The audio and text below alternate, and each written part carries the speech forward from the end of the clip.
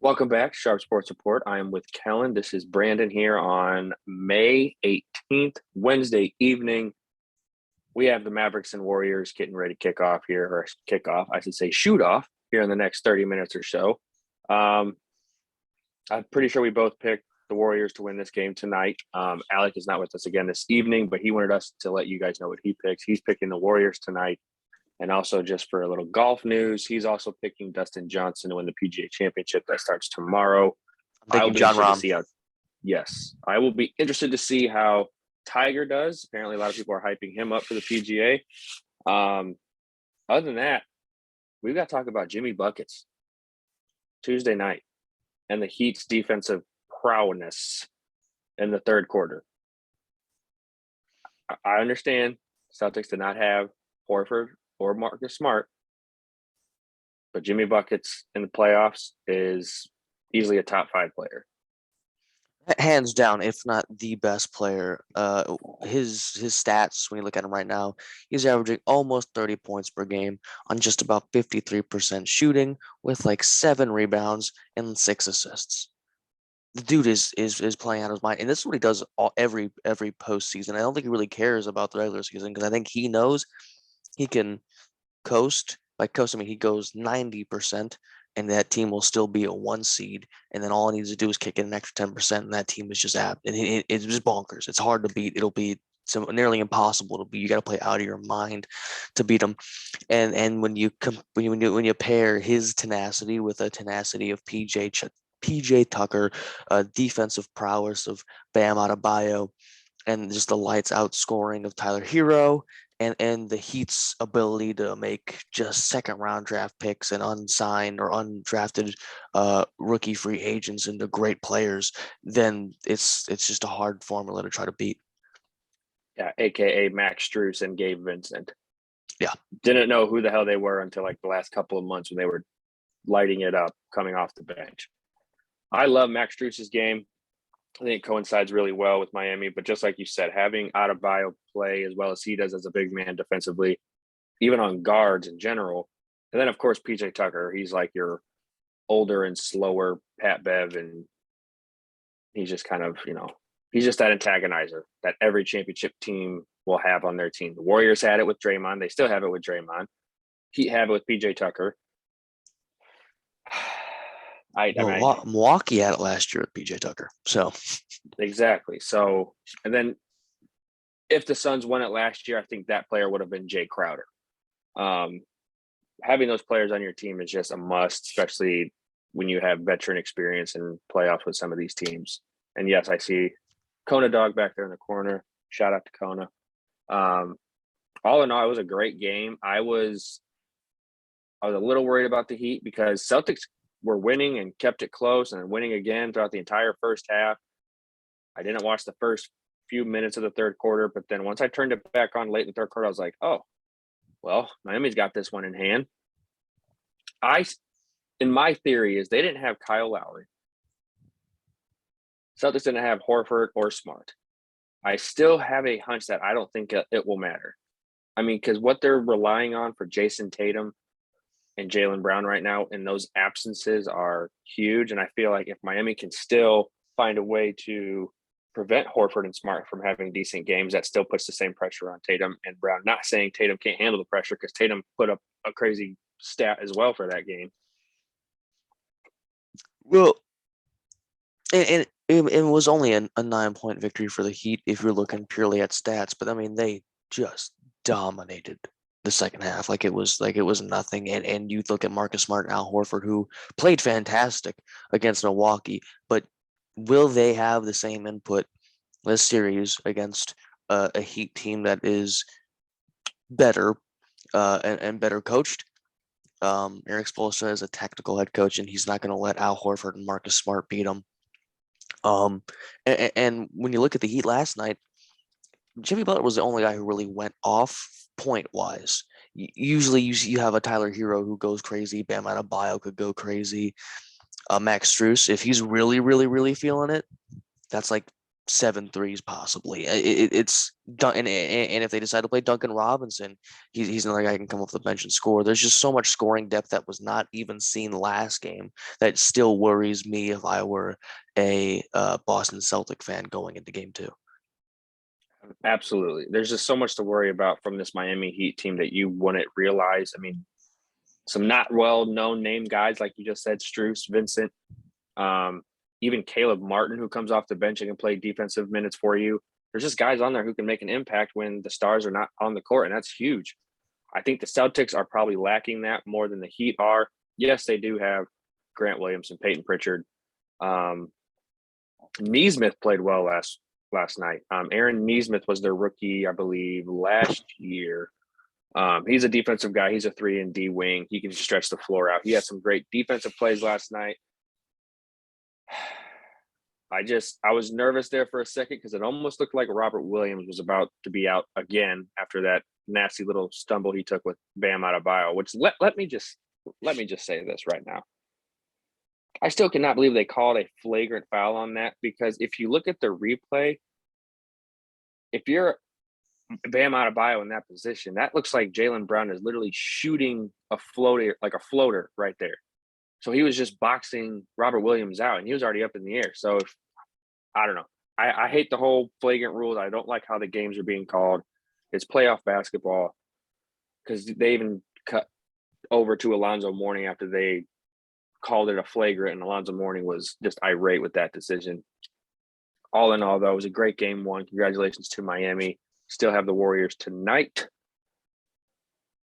I don't think Luka gets 30 points tonight. I'm just going to say that right now. I disagree. When you look at the game plan the Warriors have run all postseason, they let the best player get their bag. Their goal is just to let no one else do it. Like they know, hey, we can throw 2 guys on Luka and hold him to 20 points, but then Spencer Dinwiddie might have 20 and Jalen Brunson might have 20. So it's But like what's the let's just shut those guys going off? No, but I'm saying their game plan is let's prevent that at all costs because we know that one guy can't beat us. I understand. So I think he'll get his 30, but I think everyone else will play terribly, and I think the Warriors will blow it out. I can see that happening. I guess just like from my standpoint, and what I was trying to say is like even though they would let Luka get their points, I feel like they would do that because they know even if they stopped him, no one else is going to do what Luka does on that team. Spencer Dinwiddie has not been consistent with the points. He had one great game, closeout game against Phoenix. Jalen Brunson has had spurts, but they're not consistent with those spurts at all. Well, Golden State at least has guys coming off the bench that will give you great productivity. I mean, Jonathan Kuminga has been coming on fantastic. You still have Jordan Poole, who's coming off the bench, who I think is honestly would not be surprised if he leaves Golden State to get a huge contract with someone else to be a point guard somewhere else, just because that's how good of a player he is. There's other players just on that team who can produce. You know, you have Andrew Wiggins, Jordan Poole. I mean, hell, Draymond Green's not the Draymond Green of old that we know when they were winning championships. Exactly. He's still put up the points, though. But you don't even need him to. You just need him to lock down whoever hell he's guarding. But I hear what you're saying. Yes, this is why I like discussing basketball with you, because you and I view game planning differently, and that's why I enjoy talking with you. Is because you mentioned everyone on the Golden State that can score, and then the shoddy inconsistency of the Mavericks scoring. And when I look at it, I'm like, do you double Luka? Do you focus mainly on shutting down Luka and risk Jaylen Brown and Spencer Dinwiddie, who are iffy, but if you leave them open enough, they'll get their 20 points. And say Dorian Finney-Smith is feeling himself, which he did earlier this playoffs multiple times, where he'll just knock down threes, even contested ones. Do you risk them getting hot where they can't be stopped? Because when they're hot, and they're really hard to stop, and they could actually contend with you. Or do you focus on just, look, we know Luka's his. You don't agree. Luka is the guy, in my opinion. We know he's going to get his 30. Let's make sure no one else gets above 15, and then they won't win that way. So the conversation of this whole Mavericks and Warriors thing leads into this next little news thing, also for you, Kellen, and also our viewers and listeners to the podcast. This podcast will probably soon be brought to you by U Stadium, the app, the new betting app, the new craze betting app. That is lowercase U Stadium, all one word. Go on Twitter, go to their website, find the app. And what I have learned about this app, I have been addicted to it ever since they gave us free promo points. They gave us like, I think 3,000 or 4,000 starting out. You get to create your own bet, which is great. You get to personalize pretty much anything you want to put out there. I put a bet out tonight saying Draymond Green will get a technical foul in tonight's game. Yes or no? I'm gonna go Another one. I'm gonna go no, but I hit yes just because it's Draymond. He well, runs his I, mouth. I really can't disagree with you. I'm just saying I think game one technical foul might be pushing it a little bit. Go ahead. But Go ahead. all in all, if you want a more personalized and you can create your own bets for certain criteria, go check these guys out. Once again, that is the lowercase U, the word stadium, all one word. Check them out on Twitter. Great group of guys. Let them know that we sent you over there. Maybe they'll cut you some promo points, but go check them out.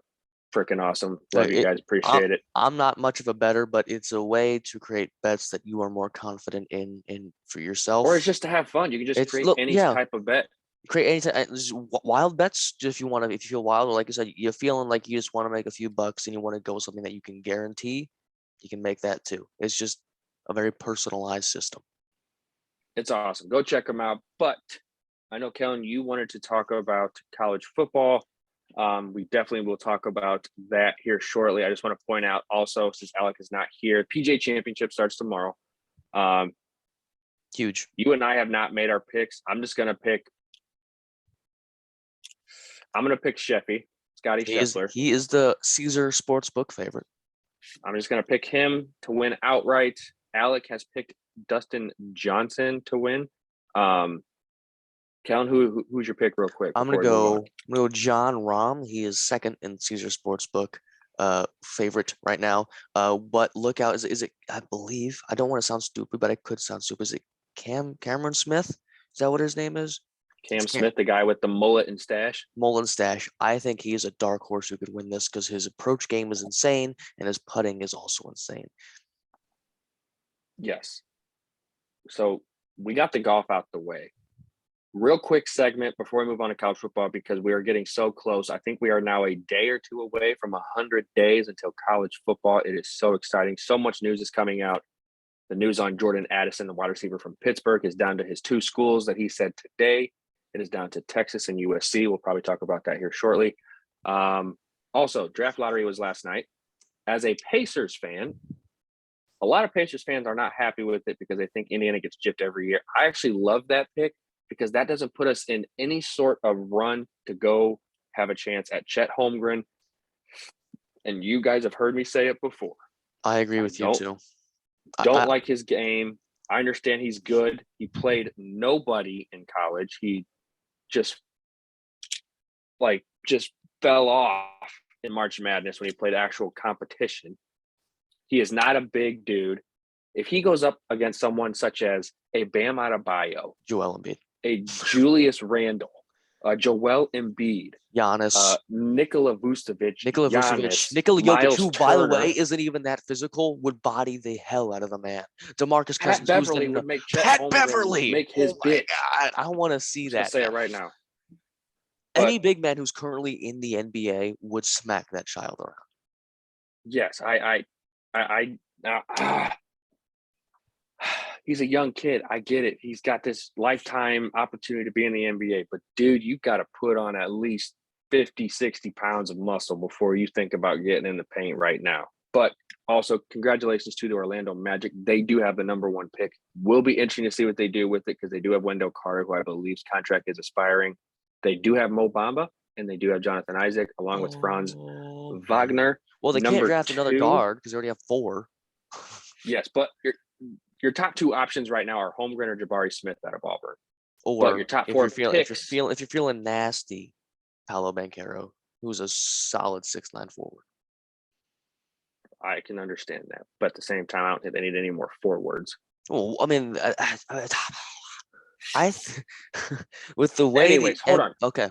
No, I'm Before you finish that, we'll talk more about that when we get to the draft week. I just want to list off the top 6.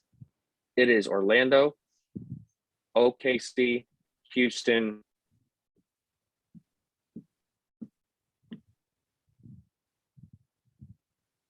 Damn it. Sacramento, I believe, was 4. Detroit 5. Indiana is 6. I'm only saying 6 because that's my team. I'm super happy. If we can get Keegan Murray or, like I said, Oshie Agbaji or Benedict Mathurin out of Arizona, I'd be stoked. But I've also told you guys I'm super guard heavy. Different conversation for a different day. It's time to talk college football. It's time to start talking more on college football. We are just a couple months away. I am so excited. Let me start off the college football segment. Just let me start it off. Okay. They have finally announced the details for Notre Dame, Ohio State. Jesus Christ! Oh my God! Are you Prime serious? time On freaking ABC, football. yeah, On we know. ABC, So we can 7:30. prime time, so we can see him get whooped. Like, come College on, game man. freaking day. Marcus Freeman said, you know what, you go ahead and you make us a 21-point underdog. Everyone's counting them out. Notre Dame comes out on top week 1 in the horseshoe. No, they're facing the best offense in college football with the top 5 and they're defense. facing the best defense. Debatable. Top 3, I'll give you that, top 3, but I'd argue a couple other teams are ahead of Notre Dame in that conversation. But you're looking at C.J. Stroud and the best wide receiver we've seen in 5 years. But I know Devontae Smith won the Heisman Trophy, but I think Jackson Smith-Njigba is better than Devontae Smith was. And I'm an Eagles fan, and I'm saying that. Look, should you count Notre Dame out? No. Notre Dame was insanely good. And Marcus Freeman's a hell of a head coach. But last time we saw them play in a big game, they blew a lead to Oklahoma State, and it was pretty sad. The last time we saw them win one of these big games was against Clemson, which I'll grant you it was Clemson, but it was Clemson without Trevor Lawrence or their star linebacker, and I can't remember his name. James Skolsky. Look, they will keep it close. I think it'll be a 17-point victory for Ohio State, but that's only because they score a late touchdown. It'll be like a 10 to 3-point game most of the way, but then they'll pull out in the last 3 minutes. But I've notoriously hated on Notre Dame here on this podcast. As I've said before, my hate will diminish now that Brian Kelly is gone. I mean, I've had that up in my room for who knows how long. But I want to move on to the thing that I proposed earlier, that the whole reason I wanted to talk about college football is this offseason, which actually there is no offseason in college football. Everything's happening all the time. The NCAA allowed conferences to move away from divisions. So you look at the Big Ten, you have the legends versus the icons. I think it is.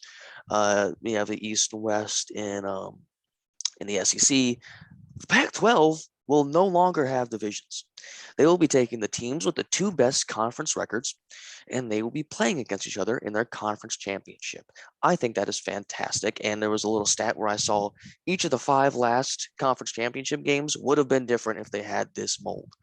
I'm loving it. I think every conference should move to this because, as we mentioned, I think even on the last episode, the way the Big Ten is, the teams in the East are way better than the teams in the West. And if you were to remove divisions, you would actually get the 2 best teams playing against each other instead of Ohio State beating down on Iowa or Northwestern or Minnesota or Wisconsin.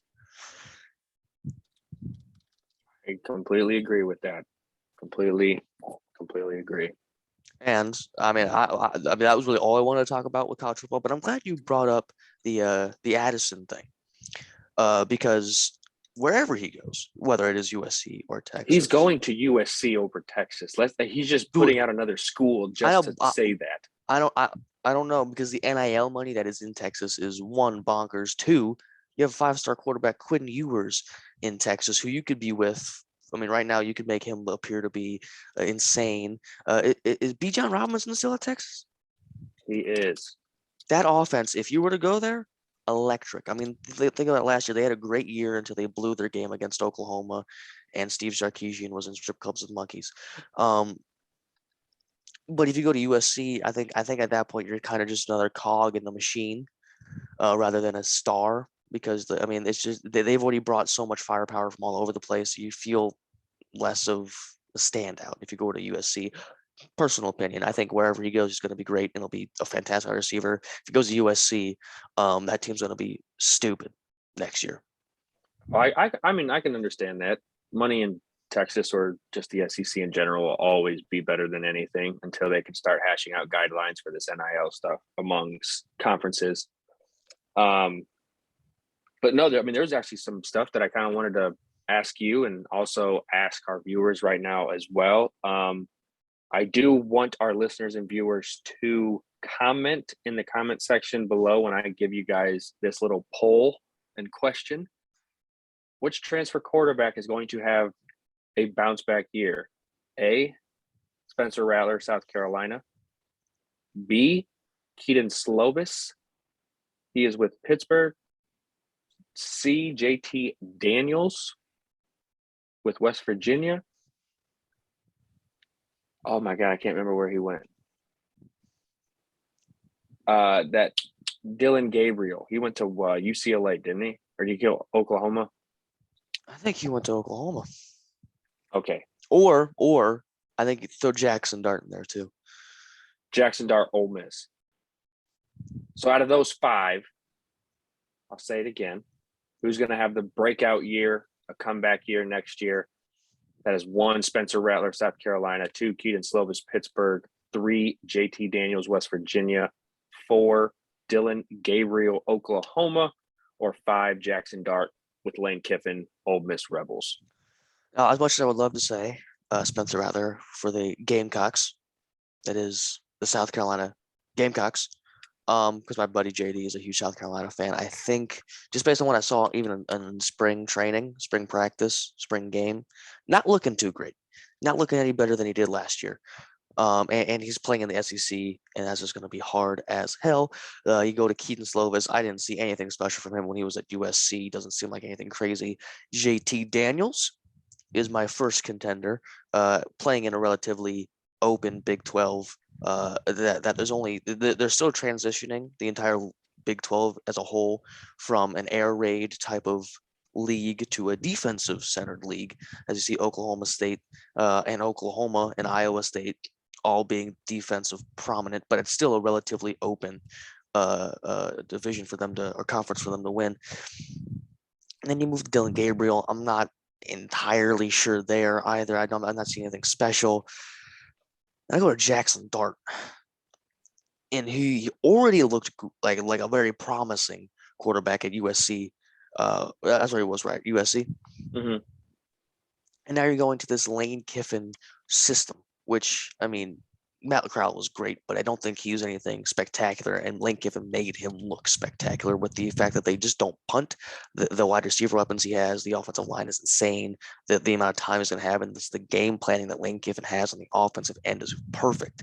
So it's either between JT Daniels, who I think is a more sound, all-around quarterback, or Jackson Dart, who is kind of like a gunner, just Matt Corral ish, like 2.0. I'm gonna go JT Daniels, mainly because of how easier it's going to be to succeed in the Big 12 than it is going to be in the SEC. I mean, the first year transferring from Pac-12, which is good, but nowhere near the SEC. That's just a tough transition to go through. I'm going to go JT Daniels at West Virginia, being the best transfer quarterback this year. And that was my choice. I was JT Daniels. It was actually between JT Daniels and Dylan Gabriel. I actually have watched a lot of Dylan Gabriel, just highlights. Kid's got a cannon of an arm. I just think he was in the wrong system with Central Florida. I think the system with Oklahoma and the Big 12 always being that air raid conference, I just think it would work well for him. He can also run the ball. I mean, he's not your dual threat, but he can at least get out of the pocket. But the kid's super strong, super athletic. But yes, JT Daniels, I think, will have a bounce back year, and I think he will prove why he probably should have started quite a bit at USC in Georgia before Stetson, 12 fingers Bennett, but we're not even going to go into that. Other than that, though, college football is something that we take pride here on this podcast. And I'm just so happy that it's coming back and it's coming close. I mean, we're about to hit full swing freaking camps here shortly in the next couple months. I still just want to shout out to the recruiters over there at Notre Dame. Like 2 more 4 stars, and then that 5-star running back, Richard Young, coming on an official visit June 13th to South Bend the same day. Dante Moore Jr. comes for his freaking 15th visit. 5-star quarterback out of Detroit, Fresh Prince of South Bend, loving it. Notre Dame's recruiting class looking good, but we will have more college football news as we get closer, as training camps start and off-season workouts, whatever the hell they call it in college football nowadays. But Kellen, I'm going to ask you a question, because this is now transitioning to probably a sport that you like more than anything. Is Mbappe going to Rio? He almost definitely is, mainly because he wants to get out of the shadow of Neymar and Messi and Di Maria and Sergio Ramos.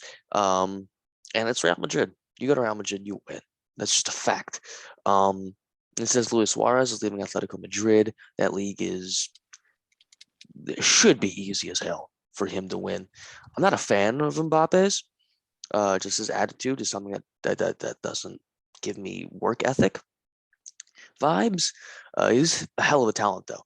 And Erling Haaland is going to Man City, another young guy transitioning to another team that's way overpowered right now, and a guy who should be a 2-time Ballon d'Or winner, which is like soccer's MVP, Robert Lewandowski, is leaving Bayern Munich. Don't know where, don't know why, but he's going. And I don't know. MLS. He's not going to the He's fucking going to play for the MLS. LA Galaxy. That's like a different stage of your career. You got to be like 38 and struggling to make European teams, and that man is still world class right now. I mean, pretty soon you could be seeing Andres Iniesta, who's one of my favorite soccer players of all time in the MLS, and I would not dislike that. But yeah, Mbappe is for sure going to Real Madrid, and I hate seeing it because I hate Real Madrid with a fiery passion. It's all good. I just wanted to bring that news up just because I know Alex is not here. You guys talk about soccer, and I saw that news, and I was like, oh, I actually know Kylian Mbappe, and I know Real Madrid. That's a big signing if that actually goes through. Huge, and it will. So, have you seen this story about this minor league baseball player? He was a 3rd-round pick for the Yankees. I believe he was on the AAA team. He has been completely cut from the team, probably will never get another gig again. He was caught stealing some of the other players' gear and equipment, selling them, and then offering to send people signed gear and stuff from him. The people would pay him. He took the money and never sent it. Kid is, believe what I read was he was 20 or 21. Cannot remember his name. But this dude had his whole career ahead of him, decided to just fuck it up with that stupid shit. I mean, I know you don't get paid much as a minor league baseball player, but a 3rd-round pick with a very promising future seems like you wouldn't do something that fucking stupid. Yeah. But since we're on the subject of baseball and we're on the subject of young, talented players, Brandon, your Cubbies had a Chris guy. Morrell from South Bend, dude, 3rd baseman, just launched it. Looks like a veteran player last night.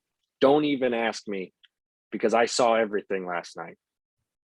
Yes, it is against the Pirates, but Wilson Contreras hit a grand slam the night before. I'm not going to. Seiya Suzuki is way better than Kosuke Fukudome, who used to play for the Cubs and was just a household name for Chicago. Seiya Suzuki is going to be a fantastic addition to the Cubs organization. I really wasn't going to trash on you because the Phillies lost to the Padres 3-0, and looks like they're going to lose again tonight, probably. I mean, it's just there's never telling with the Phillies, but I thought it was cool that the Cubs have a young guy who went out and just bombed one. Even if it's against Pirates, it's still a young guy who looked all But he's natural. from Great. South Bend, and we are in South Bend. We We are have South the Cubs Benders. single A South Bend Cubs. Two more of the We've South Bend Cubs have interviewed the been South Bend Cubs VP on here. exactly. But there have been two more of the South Bend Cubs players who have been called up to AAA. I also want to point out that the South Bend Cubs have won 12 of their last 13 recently. And I also want to point out all the freaking present day MLB players who played for the South Bend Cubs. Justin Upton, who was fantastic back in in his prime with the Angels and everything, and even with the Cubs, he was great. Cannot remember the rest of them, which kind of sucks. I just kind of hyped up the moment for nothing because all I remember is Justin Upton. Well, I know Yu Darvish, when he was injured, came down to South Bend to play for a little bit. Everyone who was injured for the Cubs, they just sent him to South Bend because it was such an easier transition. They sent Jason Hayward. They sent Yu Darvish. They sent Ben Zobrist. It's okay. But I love to see that. You always love to see a young guy just kind of honing in on the moment. His first major league game, his first major league start, just hits a bomb 427 feet in left field. A no-doubter with the bat flip and everything. He's got the swagger. I think the Cubs season is not done. They are super young and have a lot of talent in the farm league because also they brought up Cole. Keep an eye out for this name. I am about to botch his last name. His first name is Cole. His last name is Roederer. He is an outfielder. They just brought him up from their developmental team, the Myrtle Beach Pelicans. This kid, I believe, was their second round pick last year. This kid's got a cannon of an arm. I think for right now for South Bend, he's batting 372 right now with 3 home runs and 10 ribbies in just 5 games. Well, I don't want to say the season's over, but you're not making the playoffs this year. No, but you know what? If I'm within a couple games of the wild card after what happened last year, I'm fine. I am fine. After the whole debacle with getting rid of Bryant, Rizzo, and Baez, which I'm were hoping needed. one day. I think that was needed. That's not a debacle. It was needed. You were getting old, and those guys couldn't carry you too far anymore. And frankly, none of them They're are really playing not that great old because Rizzo's been fine with New York. The Rockies are only a couple games out of the NL West but that's right not now. that's not because of Chris Bryant, though. It is because of Chris Bryant. His stats are insane. Not Javi insane. Baez is like Detroit is Javi Baez is like city now. Besides Miggy Cabrera, congratulations, Mr. 3000. Javi Baez has some of the worst plate discipline and vision I've ever seen. But he has some of the best defensive skills that you've ever seen. It doesn't matter. If you can't hit, if you can't score, doesn't matter. I'm just saying, he's a liability when it comes to bringing runs in. I can't trust that, and I think it was a good move getting rid of him. El Mayo or El Magai, whatever they call him, he's fantastic on the defensive side. He's a magician. He's a magician at shortstop. But yes, your Phillies have been very consistent. They started off super strong this year. It's not looked fantastic. Well, and lately. Bryce You Harper's guys have out guys for 6 swinging weeks. at balls that are going in between their legs. It's okay. That's just what you do when you're a Philly. For 6 weeks. Yeah. So, but anyways. And when he comes back, it's going to be a DH because we have fucking Nick Castellanos and Kyle Schwarber. So while everything else is going on, I've been keeping up to tabs with Ohtani and Trout and your Phillies and how good the Mets have been this year and the Yankees and the Blue Jays and the freaking Mariners are good this year. The Rockies are in a race. Do you know who's awful this year? The Red Sox. The Red Sox are in last place in the AL East. I think they're like 10 games under 500. Yeah. After that huge signing for Trevor Story, you thought that team was guaranteed to compete with New York for the title of the AL East division. No. Right now, it's probably going to be between New York and the Blue Jays. And let me tell you, the Blue Jays, I love Vladdy Guerrero Jr., dude. So do I. Fantastic player. The Mariners have great pitching, and that's about it. They don't have really anything else, which is working right now, but I don't know how long it's going to work. Is all I'm saying. I think they'll fall off hard post All-Star break. I can understand that. I can understand that. I I think can't wait. I think the Red Sox will bring it up a tick, but they're not going to bring it up nearly enough to make. They're not going to finish in the top 3 in that division. I'm going to tell you that right now. No, they'll finish. I think they'll finish fourth. Which is dead last. I think they'll finish fourth, but it'll be close to third. It's unbelievable to see that happening for them right now. But they're not as bad as the Reds. The Reds, I don't know what the hell's going on. There's a poll on Twitter the other day. Would you rather have $2 billion or own the Reds? I think I'd rather own the Reds. It's cooler. It's cooler to say you own a baseball team. Is it the worst baseball team? Maybe in history. Sure. No, but because I'm pretty sure the Orioles hold that title. no. I mean, the Orioles never started like 3-22 in a season. At least not that I can remember. They weren't ever like they were consistently terrible, but they weren't the absolute dog shit worst. All right. Well, hey, the game's probably already started. Already I has. don't even know what the score. Huh? It already has. I don't know what the score is either, but I know it has. Okay. And the Phillies are up 3-0. Anyways, over under Steph Curry 4 threes tonight.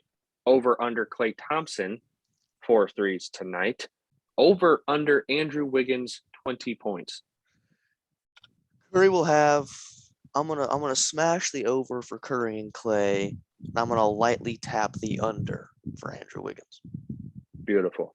Can't wait for the Warriors to win by 18 tonight. Luka will have 26 points, 11 assists, 7 rebounds. Still a And great they game. get blown out. Jalen Brunson only has 9 points. Dinwiddie has 13, and that will not be enough because they don't have a big man because they will have to rely on freaking Maxi Kleba or Davis Bertans. Please, for the love of God, start Boban. What are you gonna lose by starting him though? He's taller, he plays better defense, and he shoots better. Listen, he's better to have drinks with before the game because there was a post that was happening today between Luka and Boban. They went out to have a nice little beer, which I bet a beer glass for Boban is like holding a pencil. So other than that, good luck to the Warriors tonight. We're rooting for you. Kellen, I know you said Warriors in 6. I'm still sticking with Warriors in 5. We will get Alex's take on that over this weekend. But hey, don't forget, PGA Championship tees off tomorrow. I believe that is at 7:15 is tee off time for that. Also, like I said, check out the guys at U Stadium on Twitter. Check out their app as well. Super easy to use and super easy to sign up, which is another great thing. I've actually got a few bets on there tonight. We are under TSSR, the Sharp Sports Report, with this as our picture. You can follow our takes. You can go vote on them as well. Don't forget to hit the follow button on our Twitter and our Instagram. Because if we can get to 100, we can start like giving you guys giveaways, like gift cards. We can start bringing in stuff for you guys. We still need more people to come on the show. If you dislike or like anything about this episode, make sure to leave some comments below, leave some feedback of what you guys would like to hear more of or what you liked about this episode tonight. Hit that subscribe button, hit the bell icon on YouTube. Other than that, Kellen, I've got nothing else. Go Hawks, go Pacers, go Irish, because I have to start saying that from here on out because we are closing in on 100 days, and I will say go Irish every day until game day. Okay, well, since you've finished your gosh darn spiel, and that's U Stadium, lowercase u, Arrested Stadium, one word. You didn't mention that. Just want to make sure you know because people might get confused. U, letter, lowercase u, Stadium. This is the final weekend for the Premier League. This Sunday is where you're going to find the final matchups that will decide the league champion and which teams will be in the Champions League for next year. If you're not a soccer fan, tune in this weekend. You're going to find players going all out for everything at this point, just trying not to get relegated, trying to at least stay in this league or qualify for Champions League. And since this title race is so close, it's going to be a hell of a battle for the first place spot and that big old beautiful trophy. We are Penn